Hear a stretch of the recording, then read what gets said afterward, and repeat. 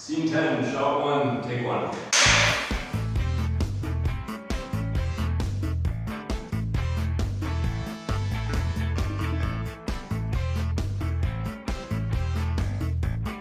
Yeah, it's been in production for a while. We started this script, I think Nadal and I decided we were gonna work on a project together, and then subsequently I started working on a script in probably way back in August. Yeah, so yeah, the Rutherford Lounge, I mean, it's a pretty great space because it doesn't quite look like an apartment, so we were able to bring in some tables from a seminar room, put a bed sheet over top to make it look like a dining table with a tablecloth.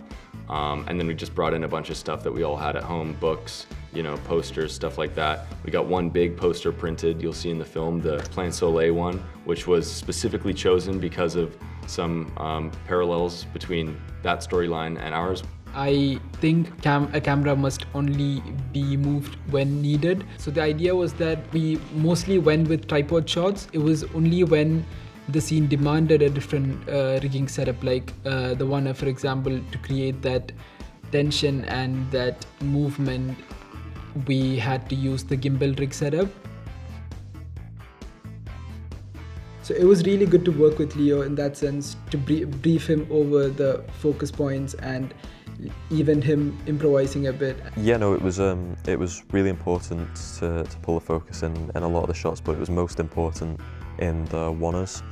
And this is where it was choreographed beforehand, and we knew the positions of the actors, we knew where Nadal on the camera was going to be moving to, and it was important for me to keep track of his movements so I could pull focus on the actors in their choreographed positions. On previous projects, I have done sound, but it's always just been monitoring the boom mic and moving towards 3 separate lapels and the boom at the same time. It's almost like you've constantly got to be looking at that meter to make sure that the levels are perfect.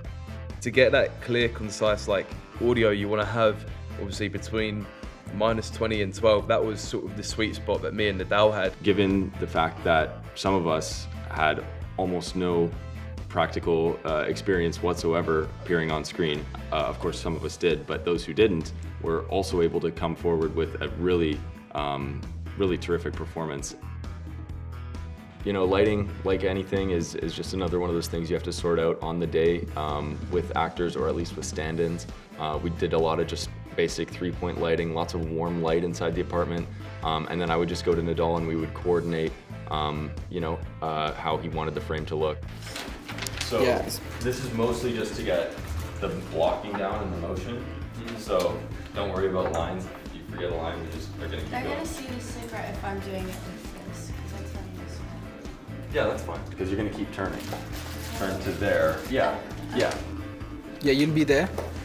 And then I follow you here. Open one. All right. Thanks. Cut. That was good. That was the